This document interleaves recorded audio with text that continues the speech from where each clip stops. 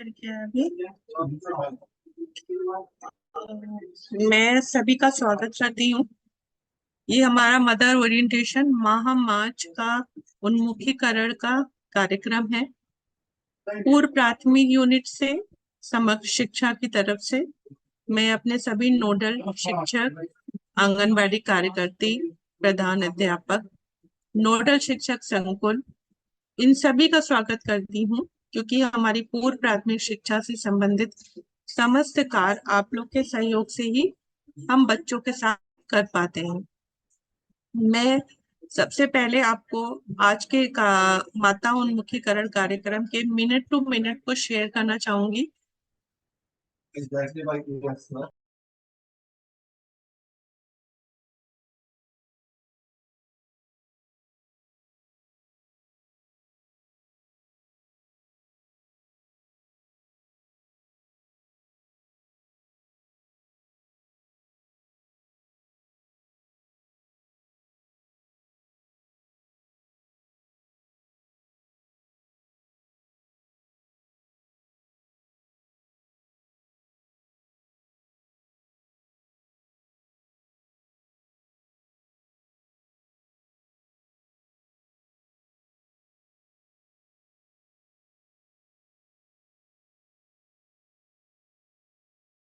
आज के कार्यक्रम में हम लोग मुख्यतः इन बातों पे चर्चा करना चाहेंगे जो आप माताओं तक पहुंचाएंगे कि अब आप लोग सभी जानते हैं सत्र की समाप्ति पे है, यानी मार्च का माह आ गया है।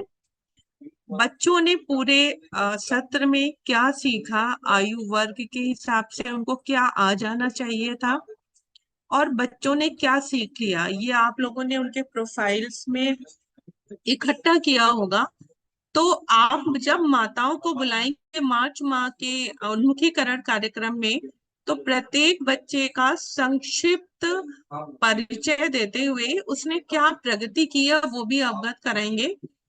तो अभी मैं सबसे पहले शुरुआत करती हूँ विक्रमशिला प्रतिनिधि से कि वो बताएं कि नोडल शिक्षक और आंगनबाड़ी कार्यकर्ती माताओं से क्या साझा करें मार्च माह की उन्मुखीकरण कार्यक्रम में।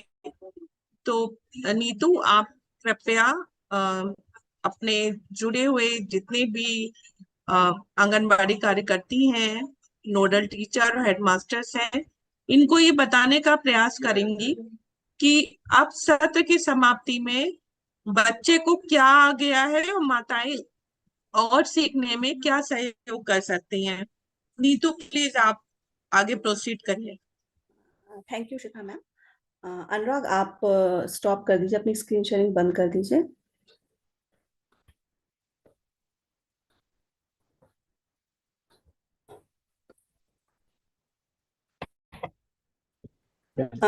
और हमें को होस्ट बनाना पड़ेगा, को होस्ट बना दीजिए ताकि हम अपनी स्क्रीन शेयर कर सकें।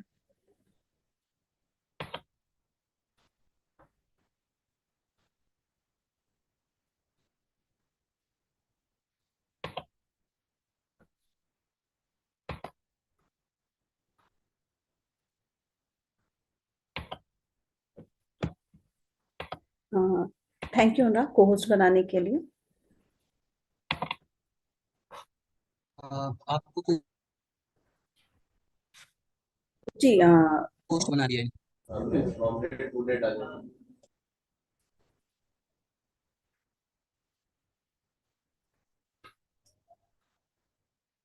अनुराग, मेरी स्क्रीन दिख रही है ना?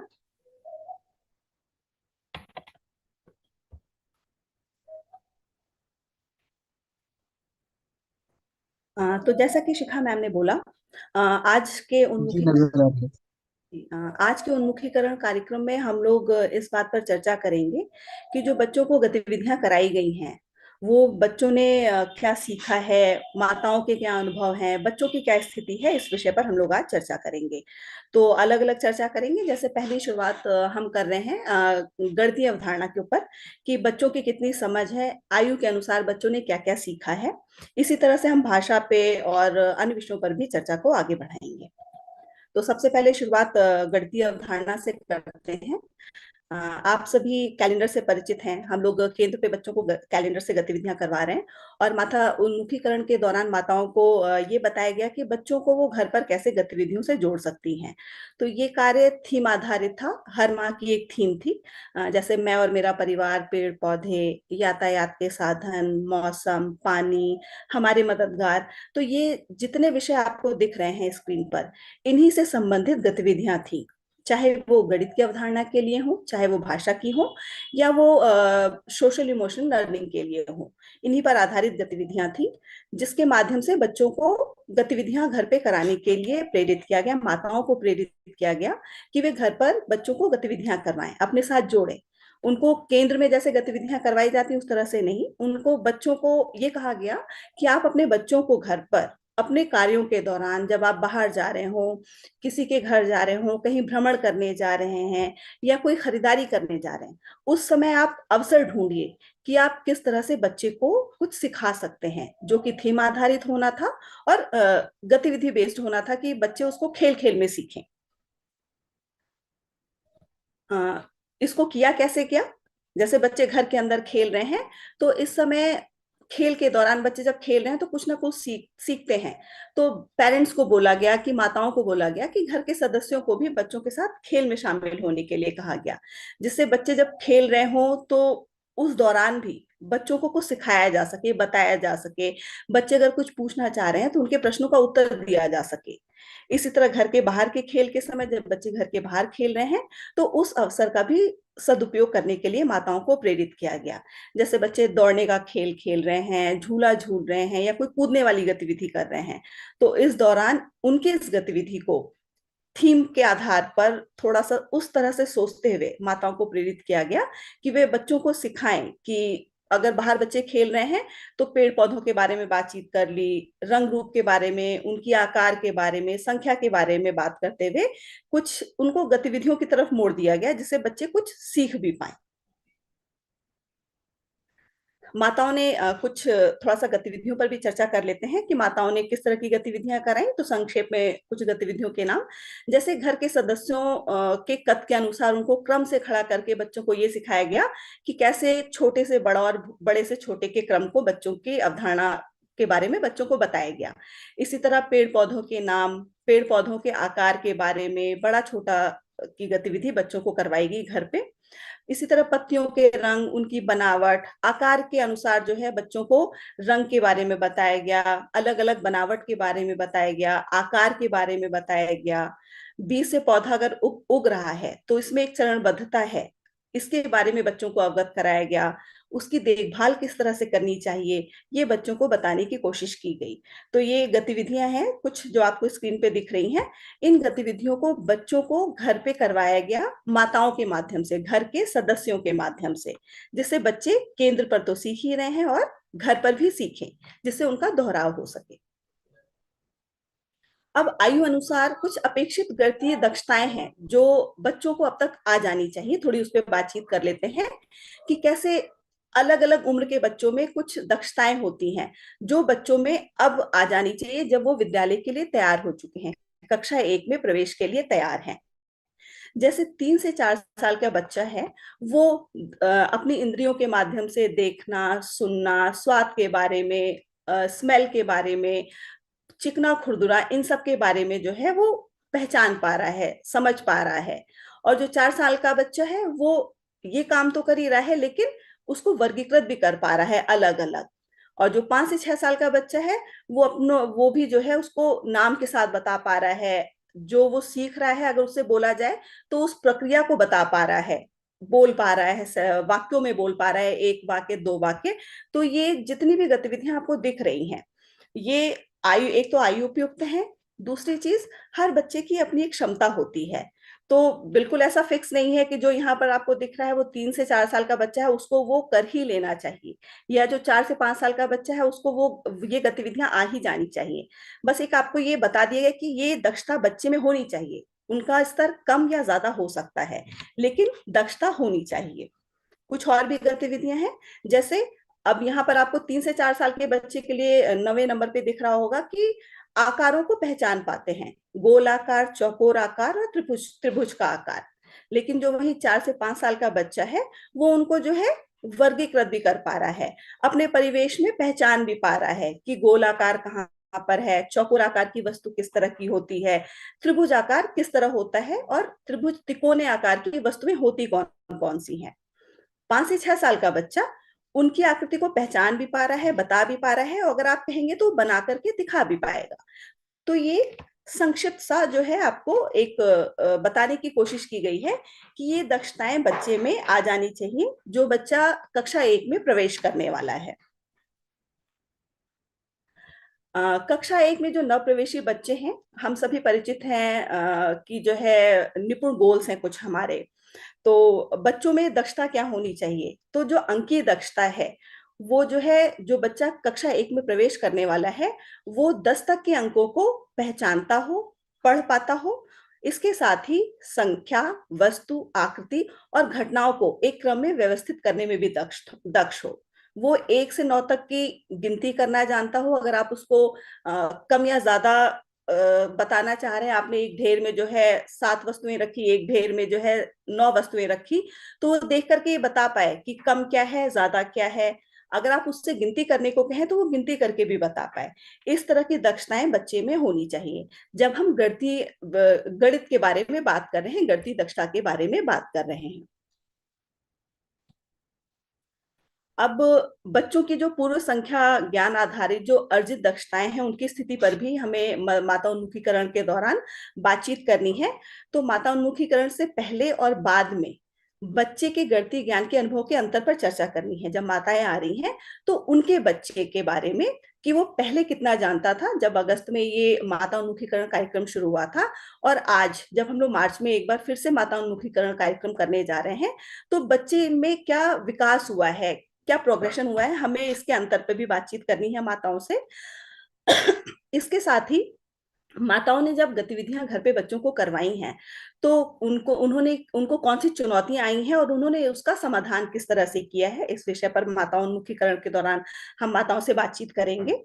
फिर जो बच्चे की संख्या ज्ञान की जो स्थिति है, जो नोडल शिक्षक हैं वो माताओं से, वो भी अपने बच्चे के मतलब जो टीचर्स हैं, नोडल शिक्षक हैं, वो भी माताओं से उनके बच्चे के बारे में, उनकी स्थिति जो वो केंद्र में जो कर रहे हैं वो भी उनको साझा करें, जिससे उनको ये पता चल जाएगा कि भाई बच्चा हमारा घर पे तो अच्छे से कर ही रहा है और केंद्र पर भी बहुत अच्छे से उसने सीखा है। अब वो गणितीय अवधारणा के बारे में जानता है, कम ज्यादा, छोटा बड़ा, मोटा पतला, कैसे वो समझ पाया है, इस बारे में उसकी बच्चे की स्थिति से वो अवगत हो पाएंगे। फिर माताओं से जो नोडल शिक्षक है वो माताओं से उनके परिवार और उनके बच्चे की कक्षा 1 में प्रवेश की तैयारी की स्थिति को भी साझा करें। पूछें उनसे कि क्या आपको लग रहा है कि आपका बच्चा कक्षा 1 में प्रवेश करने के लिए तैयार है। इस तरह की बातचीत जो है माता उन्मुखीकरण के दौरान हमें माताओं से करनी है। अब यहाँ पे नोडल शिक्षक की भी एक जिम्मेदारी है कि सभी बच्चों की, जितने भी बच्चे हैं उनके केंद्र में, स्कूल विद्यालय में, तो सभी बच्चों की कक्षा 1 में प्रवेश की तैयारी की स्थिति का भी संज्ञान लें, और जिससे बच्चे जो है कक्षा 1 में सहज होकर औपचारिक शिक्षा लेने की शुरुआत कर सके। इसी के साथ मैंने अपने जो मेरी स्लाइड थी भी खत्म हो गई है, और मैंने पूरी कोशिश की है कि जो भी महत्वपूर्ण बिंदु हैं पूर्व गणितीय अवधारणा से संबंधित और विद्यालय की तैयारी के लिए जो बहुत जरूरी है वो मैंने साझा करने की कोशिश करी है। तो अब हम लोग अगले सत्र की तरफ भी चलते हैं जहां पर आपको आपसे इसी तरह से भाषा से संबंधित दक्षताओं के बारे में भी बातचीत की जाएगी, जिसके लिए हमारे साथ विद्याधर जी हैं। विद्याधर जी। जी, thank you Neetu ji. Thank you Vidyadhar ji. अ, अनुराग जी मेरे को को होस्ट बना देंगे तो मैं प्रेजेंट कर पाऊंगा पीपीटी। जी आपको आप हैं को होस्ट। Thank you.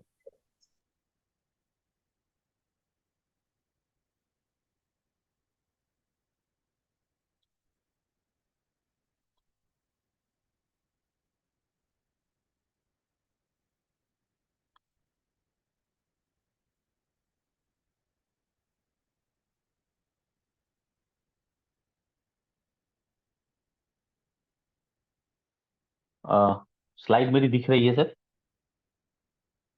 जी नजर आ रही है। थैंक तो सभी को नमस्ते। मैं विद्याधर मिश्रा हूँ, एलएलएफ की तरफ से, लैंग्वेज एंड लर्निंग फाउंडेशन की तरफ से। जैसा भी नीतू जी ने बताया कि हम लोगों ने अब तक माताओं के साथ में 9 थीम, जो आप जानते हो 9 थीम के ऊपर हम लोग बातचीत करते हैं, तो 9 थीम को ध्यान में रखकर किस तरीके से गतिविधियों को कराना है उससे लेकर बातचीत की है।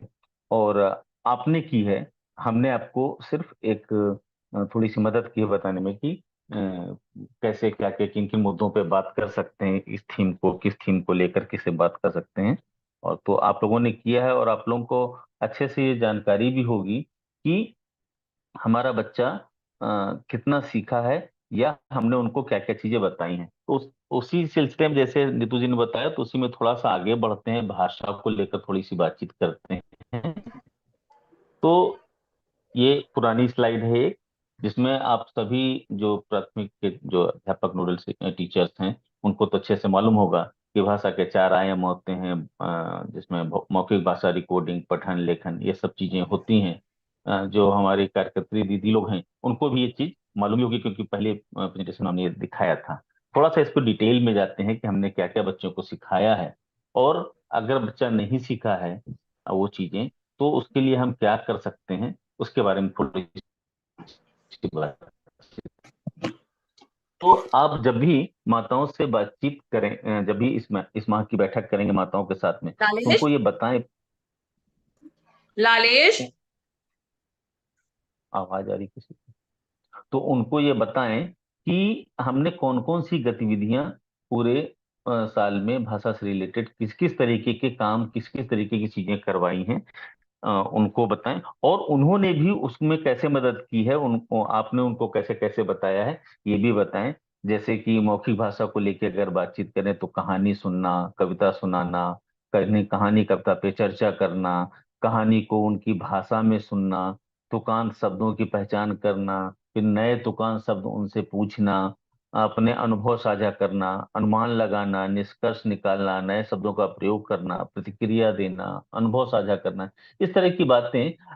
इस तरह के मुद्दों पे हम लोगों ने माताओं से भी आप लोगों ने बातचीत की है, और अपने अपने कक्षा कक्ष में भी उन बच्चों के साथ में ये काम कराया है।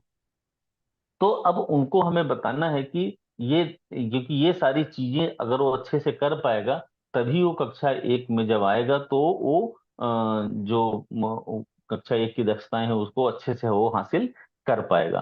तो इस बात को हमें उनको माताओं को कहना पड़ेगा कि वो इस बात पे गौर करें कि जैसे बच्चा कहानी सुन रहा है, तो कहानी सुनने के बाद वो वापस से सुना पाता है या नहीं सुना पाता है, मतलब कि वो ध्यान से सुन पा रहा है कि नहीं सुन पा रहा है। क्योंकि जब मौखिक भाषा विकास करते हैं तो सिर्फ सुनाने की बात या मौखिक भाषा विकास में सिर्फ बोलने की बात नहीं होती है, उसमें सुनने की दक्षता भी होती है। जो अच्छे से वो सुन पा रहा है कि नहीं सुन पा रहा है, सुन के समझ पा रहा है कि नहीं समझ पा रहा है। तो इसको माताओं से आप लोग बोलें कि वो ध्यान से इस पे भी गौर करें कि वो अच्छे से सुन पाना उसका शुरू हुआ या नहीं हुआ। उसी समय उसी तरह जैसे कहीं से माताएं कहीं गई हैं, बाजार गई हैं, या कि आसपास पड़ोस में गई हैं, या कहीं पर भी कहीं गई हैं, तो कोई घटना उनके रास्ते में घटी, या कोई उनको जानवर दिखा, या कुछ ऐसी बात हुई, तो वो बात वो अपने बच्चों को बताएं, और बच्चों से भी उम्मीद करें कि वो बताएं। तो अगर किसी बच्चे स्कूल जाते हैं या आंगनवाड़ी जा रहे हैं, आंगनवाड़ी से लौट के जब आ रहे हैं, तो लौट के आते समय रास्ते में माताएं उनसे पूछें कि उन्होंने रास्ते में क्या देखा, किस तरह की क्या घटना हुई, कोई मिला था क्या, किसी से कोई बात हुई थी क्या, या कुछ भी। इस उनसे रास्ते की घटना के बारे में जब चर्चा करेंगे, तो ये भी एक तरीके का कौशल है, जो कि बच्चा अगर सीख जाता है तो फिर ये होता है कि किसी चीज को देख के अपनी बात को अच्छे से वो उसको अपनी भाषा में बता पाना। तो ये एक कौशल है जिसको कि कक्षा 1 में जब बच्चा आता है तो उस समय उसको ये आना बहुत आवश्यक है। तो इस तरीके से जो अभी पिछली स्लाइड में हम लोगों ने देखा, तो बहुत सारी दक्षताओं को जो जो सीखे हैं कौशल उन्होंने, तो उन कौशलों के बारे में माताओं से बात कर सकते हैं कि इन सब कौशलों को अच्छे से सीखा है कि नहीं सीखा है। अगर मान लीजिए कहीं पर उन माताओं को लगता है, माताओं से कहें कि अगर आपको लगता है कि बच्चा नहीं सीखा है, तो फिर उनको फिर कहानी सुनाने के लिए बोलें कि अपने बच्चों को कहानी सुनाएं। कहीं बाहर जाने पर अगर कोई ऐसा घटना होती है तो उसका अनुभव बच्चों के साथ साझा करें। अमूमन जनरली ये होता है कि बच्चों से क्या साझा करें, लेकिन उनको उनकी भाषा में साझा करें, उस विस्तार रूप में भले ना साझा करें, लेकिन अगर कोई घटना होती है तो बच्चों से उनकी भाषा में साझा करें और उनसे ही पूछे, अच्छा तुमने क्या देखा था आते समय आज। तो उस इस तरीके की बातचीत करें और कविता सुनाएं। स्पेशली तुकांत शब्द में को बच्चों को बोलने में बड़ा मजा आता है ना। तो उन तुकांत शब्दों को, आना पाना खाना जाना, इस टाइप से जो शब्द हैं उसको बच्चों को बोलने के लिए प्रेरित करें। जनरली क्या होता है कि बच्चा जब इस टाइप से बोलता है आना खाना जाना पाना, तो हम लोग उसको चुप करते हैं, फालतू मत बोलो। लेकिन उससे अगर उसके द्वारा बोले गए प्रत्येक शब्द पे अगर चर्चा की जाए तो उसका एक शब्दकोश बढ़ता है, क्योंकि आना का भी मतलब है, पाना का भी मतलब है, खाना का भी मतलब है, जाना का भी मतलब, सबका एक मतलब है, सबका एक अर्थ है। तो उस अर्थ पे अगर चर्चा करें, अच्छा तुम ये बोल रहे, इसका मतलब मालूम है क्या होता है, उसके अर्थ के बारे में चर्चा करें, तो तुकांत शब्द जो बोल रहा है बिना किसी सोचे समझे जो बोल रहा है, तो उस शब्दों को जब अर्थ समझेगा तो उसका शब्दकोश का विकास होगा। तो इस तरीके से अगर हम लोग करेंगे तो उसका मौखिक भाषा विकास जो थोड़ा बहुत रह गया होगा उसको अच्छे से माताएं घर पे कराकर, और जब विद्यालय में कक्षा 1 में वो आता है तो उस समय हमको आपको उसको उस कक्षा 1 की दक्षताओं को प्राप्त करवाने में बड़ी मदद मिलने वाली। इसी तरह फिर जब पठन की बात करें या डिकोडिंग की बात करें, तो हमने दोनों को मिक्स कर दिया है, डिकोडिंग और पठन को। तो दोनों की बात करें तो इसमें दो तीन चीज मतलब कुछ चीजें हैं जो इसमें लिखी हुई हैं, जैसे चित्र देखकर पढ़ना, चित्र देखकर नाम बताना, पढ़ने का नाटक करना, शब्द की पहली ध्वनि बता पाना, सीखे वर्णों को ढूंढ पाना, सीखे वर्णों से मिलकर नया शब्द बना पाना, अपना नाम पहचानना, बाएं से दाएं की तरफ पढ़ना है, और दो वर्णों वाले शब्द को अलग अलग करके पढ़ना है, किताबों को ठीक से रखना है।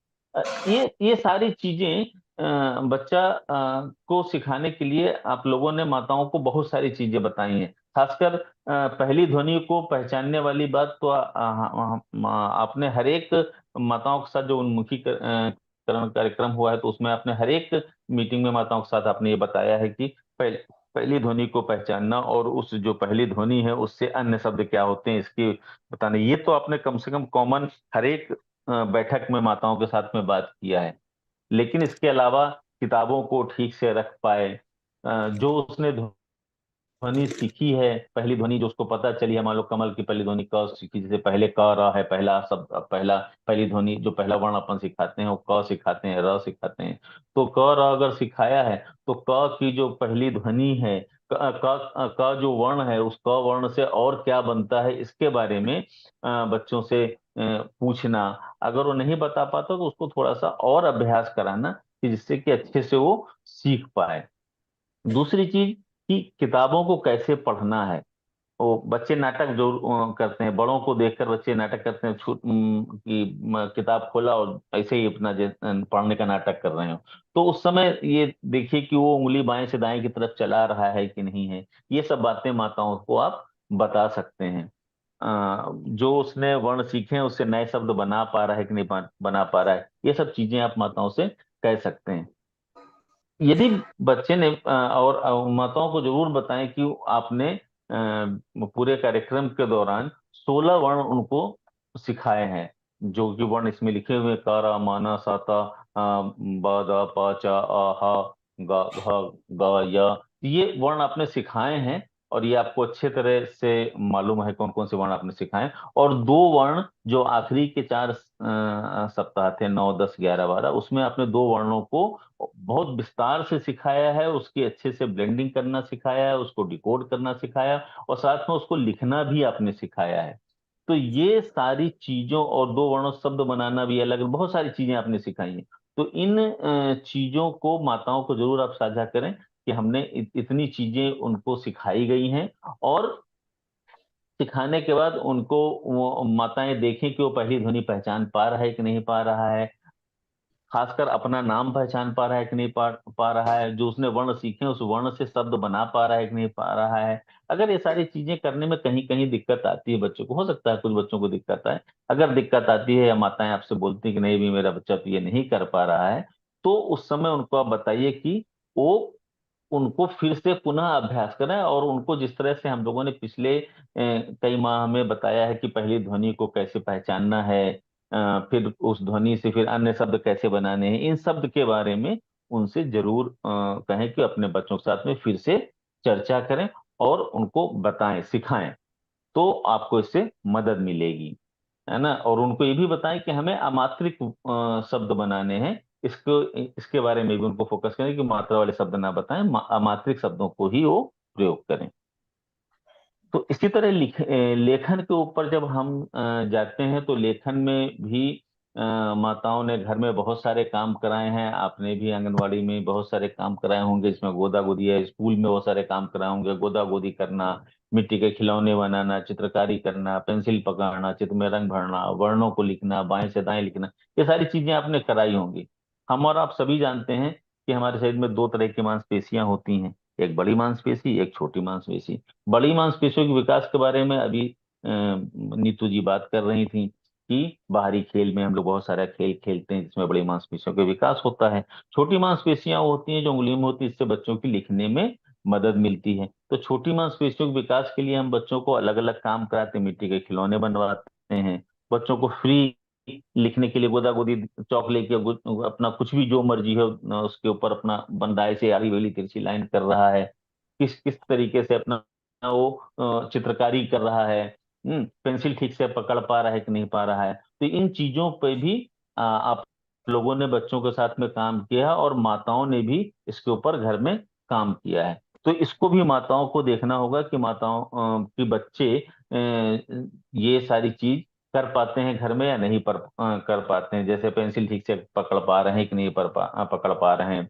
या चित्र में रंग भर पा रहे हैं या नहीं भर पा रहे हैं। जो वर्ण उसने सीखा है, क र स्पेशली लिखना सीखा है उसने, तो क और र को लिख पा रहे हैं या नहीं लिख पा रहे हैं। तो इन सारी चीजों को माताओं घर पे अच्छे से ध्यान दे सकती हैं। अगर बच्चा ये सब काम नहीं कर पा रहा है तो फिर उनसे घर में मिट्टी के खिलौने बनवा सकती हैं, जितना ज्यादा हो उनको गोदा गोदी करने के दें। जनरली हमने पहले भी ये बात बोली है कि जनरली माताएं गोदा गोदी करने में बच्चों को मना करते हैं कि क्यों खराब कर रहे हो पेंसिल, क्यों दीवार खराब कर रहे हो, क्यों जमीन खराब कर रहे हो। तो उनको बताइए कि नहीं, ये करने से बच्चे की छोटी मांसपेशियों का विकास होगा, उसकी पेंसिल की पकड़ अच्छी होगी, उसकी लेखनी अच्छी होगी, अच्छे से लिख पाएगा वो, अच्छे से समझ पाएगा। तो इन सब चीजों को आड़ी बेड़ी तिरछी लाइन बनवाने के लिए उनसे बनाने को कहें कि आड़ी बेड़ी तिरछी लाइन उन बच्चों से बनवाइए। जो अपने मनपसंद की जो आकृति बनाना चाहता है, बच्चा जो भी बनाना चाहे, बच्चा एक बिंदी बना के कर कुछ बता रहा है तो उसको बताने दीजिए, लेकिन उससे पूछिए जरूर। क्योंकि हमने यहाँ पे अलग अलग जरूर भी किया, ये बात मैंने पहले बोली है कि यहाँ हमने अलग अलग जरूर किया है कि मौखिक भाषा, डिकोडिंग, पठन और लेखन हमने अलग अलग जरूर, लेकिन ये ऐसा होता नहीं है।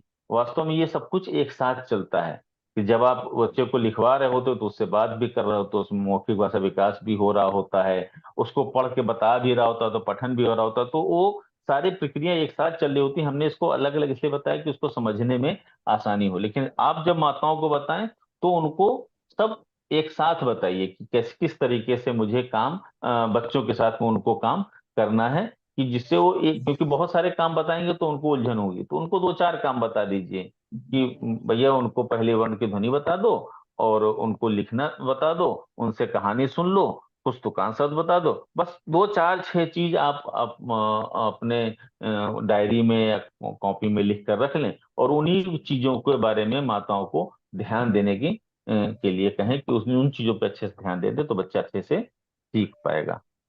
तो ये था पूरा एक सार हमारा प्रेजेंटेशन। तो थैंक यू, धन्यवाद।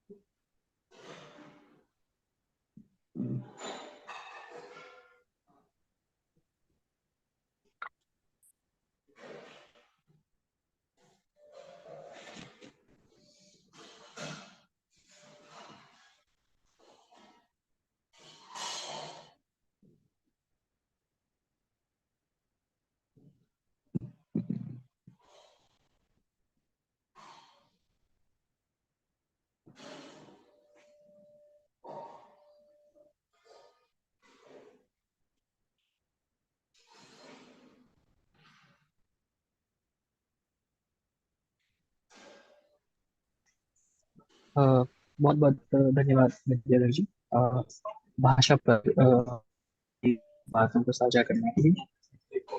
नमस्कार सभी को, मेरा नाम अनुराग वाजपेयी है और मैं आईपीएल की तरफ से आज हम बात करेंगे सामाजिक और भावनात्मक विकास के पहलुओं पर। IPL India partnership for early learning project है जो यूपी में सिस्टम स्ट्रेंथनिंग और बाकी चीजों पर कार्य कर रहा है। ये यूएसएड द्वारा समर्थित है और केयर द्वारा। जैसा कि हम सब जानते हैं कि हम सत्र के अ, अंत की तरफ बढ़ रहे हैं और एक नए उसकी शुरुआत होगी यहाँ से। तो ये कितना ही आवश्यक हो जाता है कि हमने पिछले वर्ष में कौन सी गतिविधियां करी, क्या चीजें बच्चों के साथ हमने सीखी और उनको मदद की समझने में। उस पर एक अवलोकन कितना आवश्यक हो जाता है और ये कितना जरूरी है कि हम इस बात को अभिभावकों तक या माताओं तक पहुंचा पाएं।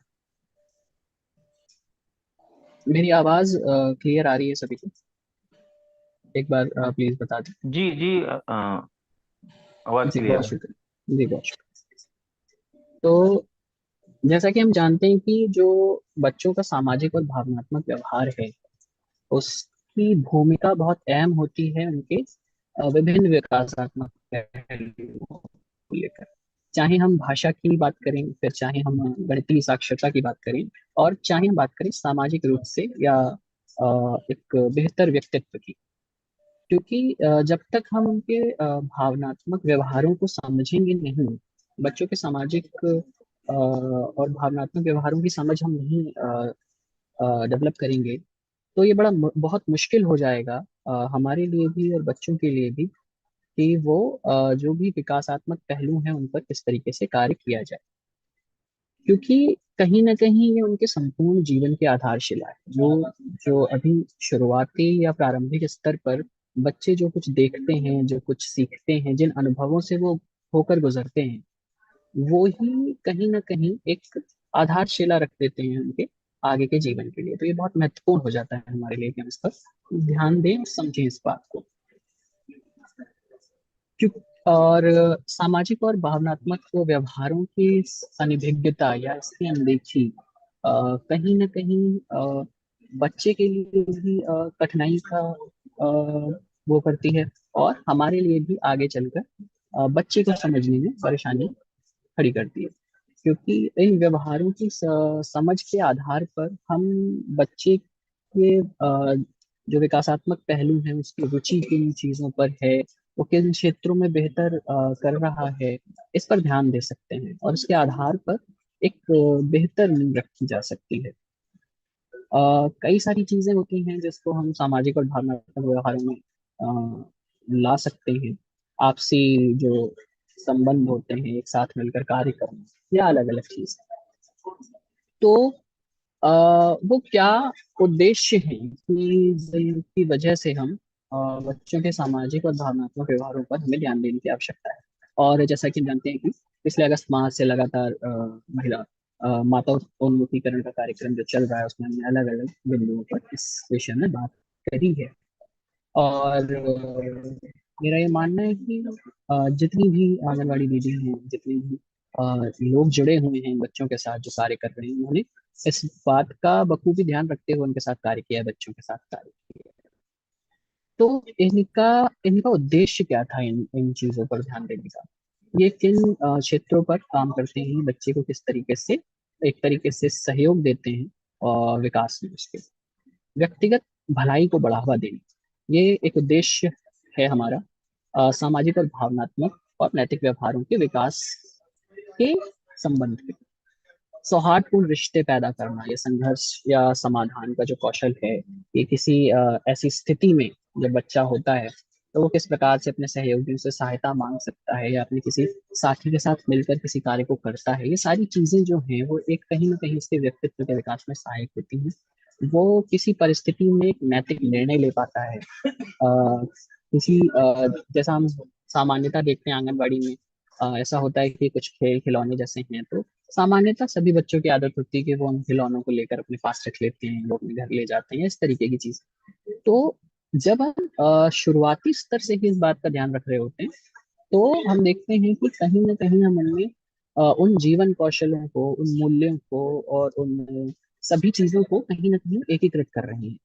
और अब जबकि हम सत्र के अंत में हैं, तो ये एक तरह से हमारी जिम्मेदारी होती है कि हम अपने की गई गतिविधियों का, अपने किए गए कार्यों का भी एक तरह से मूल्यांकन कर पाए, और बच्चे में जो सकारात्मक बदलाव हमने देखा है उसको हम साझा करें माताओं के साथ, उनके अभिभावकों के साथ। और साथ ही उन बिंदुओं पर भी ध्यान दें जहां पर हमें लगता है कि जो बच्चा है उसके साथ हमें काम करने की आवश्यकता है, थोड़ा उस पर ध्यान देने की आवश्यकता है। क्या चुनौतियां होती हैं जिन पर हम माताओं से चर्चा कर सकते हैं? वो कौन सी चुनौतियां जो आपने पूरे वर्ष में देखी होंगी बच्चों के साथ कार्य करते हुए? तो पारिवारिक वातावरण एक बड़ी चुनौती हो सकता है कि माता पिता की भागीदारी बच्चे के साथ कितनी है, वो कितना समय उसके साथ बिता रहे हैं। जैसा अभी विद्याधर जी भी एक उदाहरण में बता रहे थे कि जैसे बच्चा कभी आना पाना ताना इस तरीके के कुछ शब्दों का इस्तेमाल कर रहा होता है या शब्दों से खेल रहा होता है, तो हम उसको कभी कभी झड़क देते हैं या उसको मना कर देते हैं, डांट देते हैं। इस तरह की स्थितियों में जैसा उन्होंने बताया कि हमें उसे प्रोत्साहित करना चाहिए, उस पर ध्यान देना चाहिए, उससे सुनना चाहिए, बात करनी चाहिए। तो पारिवारिक माहौल में, पारिवारिक वातावरण में कई बार ऐसा होता है कि हम इन चीजों की अनदेखी कर देते हैं, जो कहीं ना कहीं बच्चे के जो भावनात्मक पहलू हैं उन पर कहीं ना कहीं एक छाप छोड़ता है, जो कि गलत भी हो सकती है और सही भी हो सकती है। अगर हम उस स्थिति को बेहतर तरीके से समझ पाए, उस स्थिति में बच्चे का साथ दे पाए, तो यही स्थिति एक सकारात्मक दिशा भी ले सकती है। पारस्परिक संबंध की जब हम बात करें, स्वस्थ रिश्ते, सहानुभूति और संचार कौशल को बढ़ावा देने पर हम माताओं से बात कर सकते हैं कि बच्चे के साथ सहानुभूति दिखानी चाहिए। कई चीजें जो हमारे लिए बहुत छोटी सी हैं, जो हमारे लिए बहुत छोटी सी हैं, जिन पर बड़ों का बहुत ज्यादा वो नहीं है, लेकिन बच्चे के लिए वो बहुत छोटी छोटी बातें, वो छोटी छोटी हरकतें, वो छोटी छोटी चीजें बहुत महत्वपूर्ण होती हैं। तो इस बात पर हम माताओं से चर्चा कर सकते हैं कि उन छोटी छोटी चीजों पर बच्चे का साथ दें, बच्चे की बात सुने, बच्चे के साथ रहें। और मीडिया और प्रौद्योगिकी का जो हमारा वो है, जैसा कि हम सब जानते हैं कि आज के समय में और आफ्टर कोविड, अगर देखा जाए कोविड के बाद, बहुत मुश्किल है कि हम मीडिया और प्रौद्योगिकी से अपने आप को काट सकें, अपने आप को हटा सकें, और साथ ही बच्चों के साथ भी यही बात है। तो यहाँ पर माता पिता की, अभिभावकों की, माताओं की ये बहुत अधिक भूमिका हो जाती है कि वो इस बात का ध्यान दे पाए कि बच्चे मीडिया और प्रौद्योगिकी के साथ जब संपर्क में हैं तो वो किन चीजों को ग्रहण कर रहे हैं, किन चीजों के साथ वे कार्य कर रहे हैं। क्योंकि ये बहुत आवश्यक है कि हम इस बात का ध्यान अभी रख पाए, क्योंकि हम इसको एकदम अलग थलग नहीं कर सकते, ये चीज हट नहीं सकती हमारे अभी जो हमारा पारिवेशिक माहौल है उसमें से। तो वहां पर ध्यान देने की आवश्यकता है कि बच्चा किस तरह की ऑनलाइन या मीडिया संबंधी सामग्री को ग्रहण कर रहा है, कितना समय उसके साथ बिता रहा है। इस पर माताओं से बात करना, इसकी इसकी जो गंभीरता है उसको समझाना, इस बिंदु पर चर्चा की जा सकती है। आर्थिक असमानताएं, जैसे कि हम जानते हैं कि जो बच्चे आते हैं, अलग अलग अलग अलग उनके परिवेश होते हैं, अलग अलग परिवेश से आते हैं। और सिर्फ आर्थिक असमानता की बात नहीं यहाँ पर, और भी सामाजिक असमानताओं की भी बात की जा सकती है। कई बार बच्चों के मन में खेल खेल में कुछ चीजें हैं जो इंगित हो जाती हैं, जो छूट जाती हैं। तो इस पर बात की जा सकती है। जब हम अपने परिवेश में, यानी घर पर भी जब हम बातचीत कर रहे हों, तो हम उस बात का ध्यान रखें कि आर्थिक, सामाजिक या किसी भी इस तरह की असमानता को जो इंगित करने वाली बातें हैं, वो बातें हम अवॉइड करें, हम उनसे बचें। हम सकारात्मक बातों को, सकारात्मक माहौल पर को परिवेश में, बच्चे के परिवेश में लाने की कोशिश करें। इसके साथ ही विभिन्न गतिविधियों पर, जैसे चर्चा की जब हम बात करते हैं कि जैसे सत्र का अंत, हम सत्र के अंत की तरफ चल रहे हैं, तो क्या चर्चा हो सकती है आंगनबाड़ी दीदी या हम माताओं के साथ किस तरह से बात कर सकते हैं, क्या बातें उनके साथ की जानी चाहिए?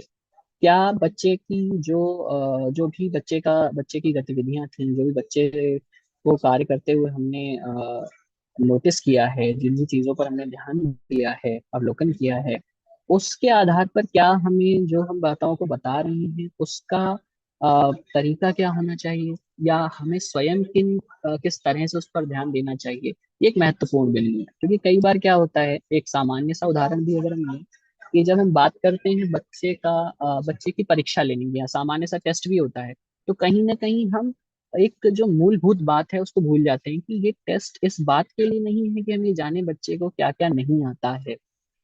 ये एक तरीके से बहुत ही नकारात्मक तरीके से हम आगे बढ़ रहे होते हैं। हमें ये भी जानना होता है उसके साथ कि बच्चा क्या क्या जानता है, बच्चे को क्या क्या आता है। और इसके साथ ही जो दूसरी बात है कि बच्चा क्या क्या नहीं जानता है, उसको सकारात्मक रूप से किस तरीके से हम स्वयं समझें, और उसको आगे भी माताओं से या अभिभावकों से साझा करें कि बच्चे में ये सकारात्मक चीजें हैं, या इन इन बिंदुओं पर बच्चे ने बहुत अच्छा काम किया है, या बिंदुओं पर, इन इन चीजों पर, इन गतिविधियों में बच्चे ने बहुत अच्छी एक जो हम कह सकते हैं विकास जो है हमने देखा है उसका।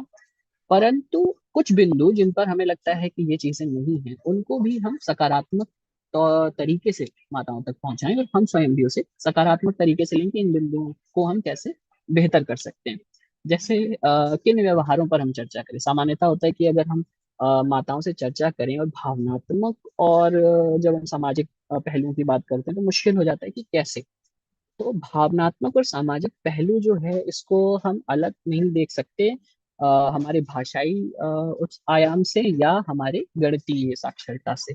ये जो भावनात्मक पहलू है कहीं ना कहीं इन सभी गतिविधियों में, चाहे हम भाषाई गतिविधियां करा रहे हों, चाहे हम गणितीय गतिविधियां करा रहे हों, चाहे हम सामान्य खेल कूद की गतिविधि करा रहे हैं, ये कहीं ना कहीं एकीकृत है इन सबके साथ। और इसी वजह से होता है कभी कभी ऐसा कि हम इस पर ज्यादा ध्यान नहीं दे पाते, जबकि ये उतना ही महत्वपूर्ण है जितनी हमारी जो अन्य विकासात्मक पहलू हैं वो। तो ये महत्वपूर्ण हो जाता है कि हम इन चीजों पर ध्यान दें जब कोई भाषाई गतिविधि हो रही है। जब बच्चे को हमने कोई गतिविधि एक साथ बैठकर करने के लिए दी, कुछ बच्चों को एक साथ हमने समूह में कार्य करने के लिए कहा, हमने कोई गणितीय गतिविधि जब हम करा रहे हैं तो उस दौरान बच्चा किस तरह से व्यवहार प्रस्तुत कर रहा है, क्या वो उसके अंदर चिड़चिड़ाहट आ रही है किसी गतिविधि को लेकर, इन सारी चीजों का जो अवलोकन है, इन सारे पहलुओं का जो अवलोकन है, वो हम सामान्य जब गणितीय गतिविधियां करा रहे हों, हम खेलकूद की गतिविधि करा रहे हों, चाहे हम भाषाई गतिविधि करा रहे हैं, या जो कुछ भी बच्चे के साथ उस समय गतिविधि कर रहे हों, उस दौरान हमें ध्यान रखना है इस बात का, कोशिश करनी है कि हम इन चीजों पर ध्यान रख पाएं, और इसको हम नोट करके चलें, ताकि व्यक्तिगत रूप से माताओं को किसी विशेष बच्चे को, यानी प्रत्येक बच्चे को व्यक्तिगत रूप से हम बता पाएं कि उसकी क्या सकारात्मक पहलू है, और किन बिंदुओं पर हमें और ध्यान देने की जरूरत है। तो क्या उदाहरण हो सकते हैं, जैसे कि हम क्या वो बिंदु कौन से हो सकते हैं जिन पर हम ध्यान दे सकते हैं। ये कुछ उदाहरण हैं, इनके अलावा भी बहुत सारी चीजें हैं। और मैं जानता हूँ कि हम आंगनवाड़ी दीदी या जो भी लोग हम काम कर रहे हैं बच्चों के साथ, बहुत सालों से काम कर रहे हैं, तो हमें मालूम है कि वो कौन से बिंदु हैं, हम बस थोड़ा सा ध्यान नहीं दे पाते कई बार। तो बच्चे कई बार किसी विशेष प्रकार की गतिविधि करने में ज्यादा उत्साह दिखाते हैं, और किसी दूसरी गतिविधि में उनकी रुचि कम है। इसको हम इस तरह समझ सकते हैं कि कोई गतिविधि है जिसमें बच्चे को समूह में कार्य करना है, उसमें कई बार कोई बच्चा, सभी बच्चे नहीं, कोई बच्चा कम रुचि ले रहा है, उसी जगह कोई बच्चा अधिक रुचि ले रहा है। तो यहाँ पर इन बातों को, इन बिंदुओं को हमें ध्यान देना है, और ये साझा करना है माताओं के साथ कि हमें बच्चे की इस जो परिस्थिति है या इन बिंदुओं पर कार्य करने की आवश्यकता है, जिसके लिए कुछ बातें आप उनके साथ साझा कर सकते हैं, कुछ गतिविधियां सजेस्ट कर सकते हैं जो वो घर पे करा सकती हैं। कुछ बच्चों में वो उत्साहपूर्वक भाग ले रहे होते हैं कलात्मक गतिविधियों में। यानी हम बात करें इस तरह की गतिविधियों में जिनमें उन्हें ज्यादा बोलचाल की आवश्यकता नहीं है, उनको सिर्फ रंग भरना है या शांति से अकेले बैठकर कोई कार्य करना है।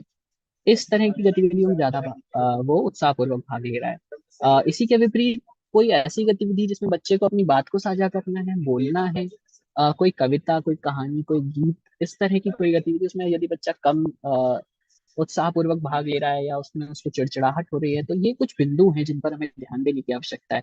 न सिर्फ हमें अपने आंगनबाड़ी केंद्र में, बल्कि माताओं को भी इससे अवगत कराना है कि हम इन चीजों पर ध्यान दें। और बच्चे के साथ सकारात्मक व्यवहार हम करें, घर पर उससे बात करें, उन गतिविधियों को लेकर उसके साथ कार्य करें। क्योंकि अभी जो स्थिति है, अभी जो बच्चे की उम्र है, वो बहुत ही शुरुआती उम्र है। यहाँ पर हम कुछ गतिविधियों के आधार पर ये तय नहीं कर पाएंगे कि बच्चा इस गतिविधि में ज्यादा उत्साह ले रहा है तो उसको यही पसंद है। हो सकता है कि जिस गतिविधि में अभी वो उत्साहपूर्वक भाग नहीं ले रहा है उसको लेकर कुछ समस्या हो, जिसे हमें समझने की आवश्यकता है, जिसमें हमें उसके साथ कार्य करने की आवश्यकता है। तो हमें एक तरीके से जो हमारा मस्तिष्क है उसमें ये भी नहीं मान लेना है कि ये ऐसा ही बच्चा है, ये ऐसा ही करता है, इसमें अच्छा है तो इसको इसी में लगा देते हैं। हमें थोड़ा सा उसके साथ समय बिताने की आवश्यकता है, हमें उसके साथ कार्य करने की आवश्यकता है। ये कुछ चीजें हो सकती। अब कौन सी वो गतिविधियां हो सकती हैं जिनको हम माताओं को सजेस्ट कर सकते हैं, माताओं से आग्रह कर सकते हैं कि आप बच्चे के साथ घर पर कराएं, जिससे कि उसके भावनात्मक और जो सामाजिक पहलू है उस जो भी कुछ चीजें जिन पर काम करने की आवश्यकता है वो बेहतर हो सके। हम बच्चों को प्यार व देखभाल देकर उस पर बात कर सकते हैं। बच्चों के साथ एक जो माहौल है बच्चे के आसपास वो बहुत ही सकारात्मक और खुशी भरा होना चाहिए। इस बात को ध्यान देने की आवश्यकता है कि हम अपने रोजमर्रा की जो उलझने हैं उसको कहीं ना कहीं कहीं हम बच्चे के साथ तो नहीं साझा कर दे रहे हैं। इस बात का हमें बहुत ध्यान देना है। पर्याप्त समय देना है बच्चों को, अपनी कुछ कहानियां, अपनी कुछ बातें उसके साथ साझा करनी है, उसकी सुननी है। और जब आप कोई भी चर्चा हो रही है उसमें बच्चे को अवसर देना है बात करने का। घर से जुड़े व आसपास की घटनाओं पर संवाद स्थापित करना है। और उनकी जैसे जैसे बच्चे बड़े हो रहे हैं उनकी अलग अलग तरह की जो आवश्यकताएं हैं उस पर बात करनी है। समझना है उनकी बातों को कि बच्चा वर्तमान में किस तरह से सोच रहा है, वर्तमान में उसको किस तरीके की चीजों के साथ आगे बढ़ रहा है। और बच्चे पर विश्वास जताना है, उसकी बात को, उसकी कहानी को, उसकी किसी भी चर्चा को हमें इतने विश्वास से सुनना है।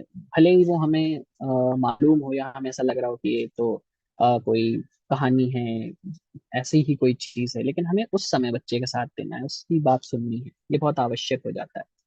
और सबसे अंत में ये जरूरी हो जाता है कि बच्चे की जो भी बच्चे ने कार्य किए हैं, है ना, वो हम माताओं के साथ साझा करें कि बच्चे ने ये चीज बनाई है, बच्चे ने कोई ड्राइंग बनाई है, बच्चे ने कोई कविता तैयार करी है, उसको हम माताओं के साथ साझा करें।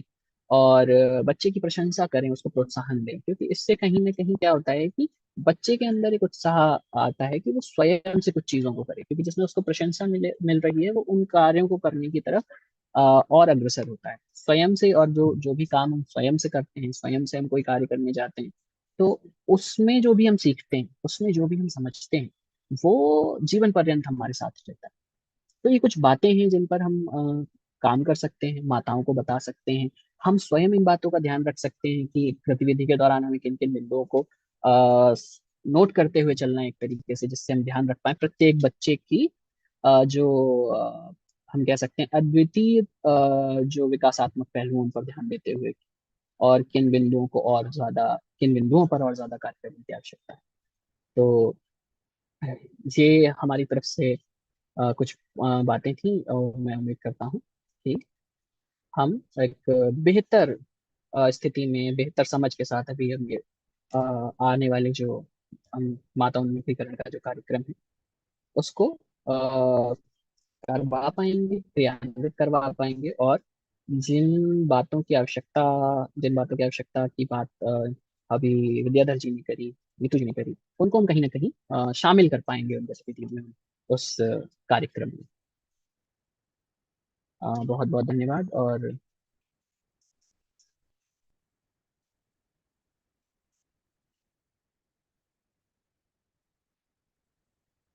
अ, शिखा मैम अभी शायद अवेलेबल नहीं है, तो मुझे 2 मिनट का समय दीजिए, मैं एक बार कंफर्म करके फिर अपडेट करता हूँ क्या क्या।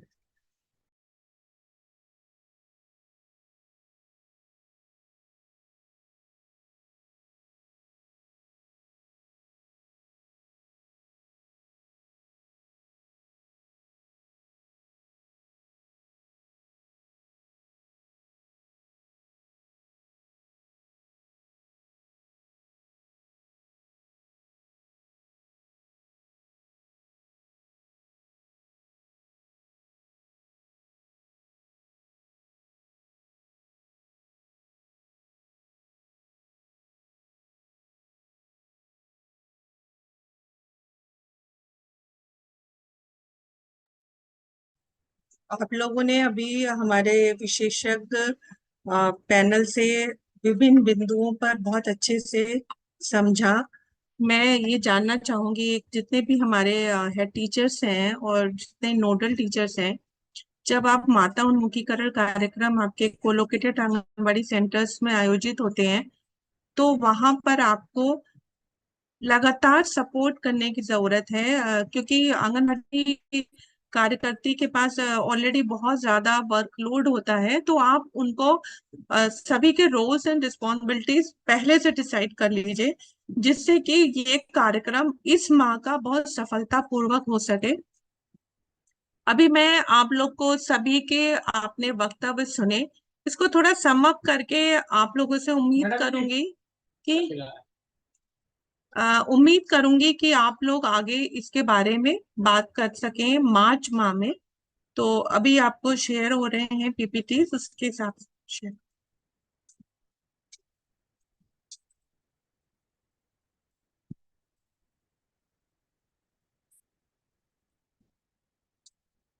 आप लोग को मैं ये बताना चाह रही हूँ कि हम लोग के यहाँ एक डॉक्यूमेंट होता है, ये हमारे सारे हेड टीचर्स जानते हैं, जिसको हम लोग यूडाइस कहते हैं, यूनिफाइड स्कूल इंफॉर्मेशन सिस्टम के अंतर्गत। और आप इसमें बहुत सारे डेटा भरते हैं। इसी डेटा को अगर हम लोग एनालाइज करें पिछले साल का 22-23 का, तो इसमें आपने लगभग 68,000 विद्यालयों ने ये बताया है कि उनके यहाँ आंगनबाड़ी केंद्र हैं, और कहीं कहीं पे एक से ज्यादा है। लगभग 95,000 आंगनबाड़ी केंद्र हमारे अभी चल रहे हैं। इसमें 3 से 6 वर्ष के लगभग 33 लाख बच्चे नामांकित हैं। और अगर हम बात करें, हम लोग अगस्त माह से प्रति माह माता उन्मुखीकरण का आयोजन कर रहे हैं। इसके अतिरिक्त हमने एक आइडियल फिल्म भी बना के एक वीडियो क्लिप भी आपको शेयर करी थी कि कैसे आप माता उन्मुखीकरण कार्यक्रम आयोजित करेंगे। क्योंकि लगातार मैं देख रही थी, हम लोग को जो फीडबैक मिल रहे थे, उससे लग रहा था कि कहीं ना कहीं कोई चीज मिस हो रही है, कोई चीज ऐसी है जो शायद आप लोग को समझाने में हम लोग सफल नहीं हो पा रहे हैं। इसी को ध्यान में रख के वो वीडियो फिल्म बनाई गई थी। अभी मैं जब ये समाप्त करूंगी, एक बार फिर से आपको करवा दूंगी, देख लीजिएगा। लेकिन हम लोग हर बार उसको प्ले कर रहे हैं, उम्मीद कर रहे हैं कि आप उसको देखकर कुछ सीख सकें और इससे बेहतर आयोजन करें। आपको पता था कि हर माह के लिए हमने एक थीम आधारित की थी, और उसमें सीखने सिखाने की प्रक्रिया में उनकी भूमिका पर भी चर्चा की जाती रही, यानी माताएं कहाँ सहायक हो रही हैं उस पर बात हो रही है। नेक्स्ट, आपको पता है हम लोग ने माताओं को ही इस बैठक में क्यों आमंत्रित करने का निर्णय लिया? क्योंकि माताएं बच्चों के बहुत समीप होती हैं, छोटे बच्चों के बहुत करीब होती हैं। तो जब हम माताओं की बात करते हैं, तो हमें उनको अभी मार्च माह में आमंत्रित करना है, तो हमें उनको हर एक बच्चे की प्रगति से अवगत कराना है। हमें उनको ये बताना है कि आपके बच्चे ने अब तक क्या सीख लिया, बच्चा आपका किस चीज में बहुत होशियार है।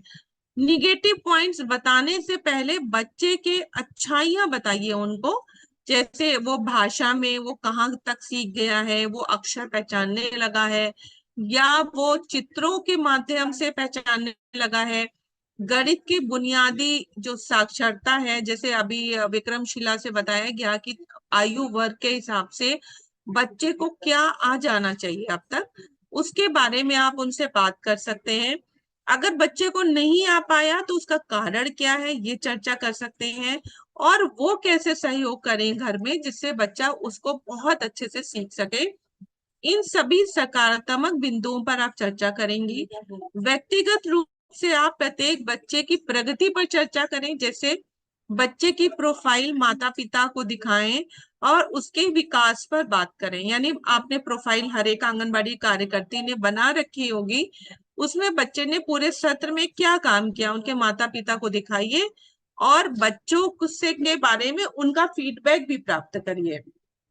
इसके अलावा आप जानते हैं कि किसी भी बच्चे के लिए पूरे वर्ष या पूरे जीवन में अगर कुछ सीखने में आगे बढ़ना है, तो अगर प्री प्राइमरी या पूर्व बाल्यावस्था में जब वो उसको आपने जागरूक नहीं किया, आपने उसके अंदर पढ़ने सीखने की इच्छा जागृत नहीं की, तो शायद उसके लिए आगे का समय बहुत आसान नहीं होगा।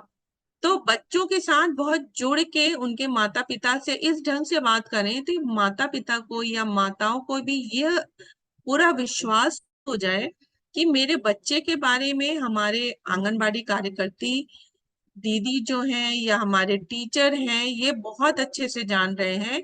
इसका मतलब वो हमारे बच्चों को उसके साथ जोड़ रहे हैं, उनके साथ काम कर रहे हैं। आप उनको ये भी बताएं कि कौन सा बच्चा, कुछ बच्चे जो होते हैं खेल में बहुत रुचि लेते हैं, तो ये खेल में रुचि लेना कोई कमी नहीं है। आप उनको बताएं कि आपके बच्चे को खेल में रुचि है तो आप इस तरीके का खेल घर में अपने साथियों के साथ, परिवार के बच्चों के साथ करवाने के लिए उनको प्रेरित करें, और डांट डपट को जरूर रोकें। क्योंकि ज्यादातर जो बच्चे खेल में रुचि लेते हैं उनके लिए उनके माताओं का मुख्यतः कहना होता है कि बहुत खेलता है, ये पढ़ाई में नहीं पढ़ता। पढ़ने से जरूरी है कि बच्चा सीखने के माहौल में आगे बढ़ सके। इसके अलावा मैं ये भी कहना चाहूंगी कि जब भी आप माताओं से बात करें तो उनको बच्चों के कार्यों से हर हालत में अवगत कराएं, और जो बच्चे बहुत अच्छे से अपनी बात को रिप्रेजेंट कर सकते हैं उन बच्चों को जरूर प्रस्तुतिकरण के लिए आगे बढ़ाएं। और मैं तो कह रही हूँ आप प्रत्येक बच्चे से कुछ ना कुछ गतिविधि कराएं, बच्चे का आत्मविश्वास बढ़ता है और बच्चा आगे भी, और जो उनके माता पिता हैं उनमें भी एक खुशी का संचार होता है। आप कभी कल्पना करिए कि आप अपने बच्चों के अभिभावक बैठक में गए हैं और आपका बच्चा कोई गतिविधि कर रहा है, तो आपके अंदर कितना हर्ष और कितना आत्मविश्वास होता है। तो ये आप अपने आंगनबाड़ी कार्यकर्तियों के माध्यम से बच्चों से करवाएं, आंगनबाड़ी के बच्चों के। नेक्स्ट, जैसा मैं बता ही चुकी हूँ, बच्चों द्वारा रचनात्मक सामग्री भी उनका प्रस्तुतिकरण कराएं, और माताओं से बात करें और उनसे पूछें कि ऐसा क्या बात है कि बच्चे में क्या कोई समस्या आ रही है। वो कोई अपनी बात आपको शेयर करना चाह रहे हो तो सुने, और इसके लिए हम चाहेंगे कि प्रधान अध्यापक और नोडल अध्यापक आगे बढ़ें और जरूर ध्यान दें। और जो बच्चे 6 वर्ष की आयु पूर्ण कर रहे हैं उनका उसी विद्यालय में नामांकन जरूर कराएं। इसके लिए हेडमास्टर माताओं को प्रेरित करें, उनको बताएं और नामांकन के लिए पूरी सूची ऐसे बच्चों की प्राप्त करें, और माता को बताएं कि अब 1 अप्रैल से आपका बच्चा हमारे विद्यालय के कक्षा 1 में प्रवेश पा रहा है, आप उसको विद्यालय अवश्य भेजें। इस तरीके से आप उनको प्रोत्साहित करेंगे तो मुझे पूरी उम्मीद है आप एक ऐसे सितारे के रूप में उभर कर आएंगे जिन्होंने बच्चों के लिए, उनके आगे बढ़ने के लिए, उनको सीखने के माहौल में जोड़ने के लिए बहुत महत्वपूर्ण कार्य किया है। और इसी के साथ मैं आप सभी लोगों का धन्यवाद करूंगी जो आप लोगों ने इतने पेशेंस से हम लोग की बातें सुनी। और मुझे पूरी उम्मीद है मार्च माह का मदर उन्मुखीकरण कार्यक्रम आप पूरे उद्देश्य, पूरे लगन से आयोजित करेंगे और सभी माताओं का 100% उपस्थिति सुनिश्चित कराएंगे, और हमें भी आप शेयर करेंगे जिससे कि हम लोग भी इस बात का आनंद, ये कार्यक्रम आयोजित कराया। आप सभी का बहुत बहुत धन्यवाद।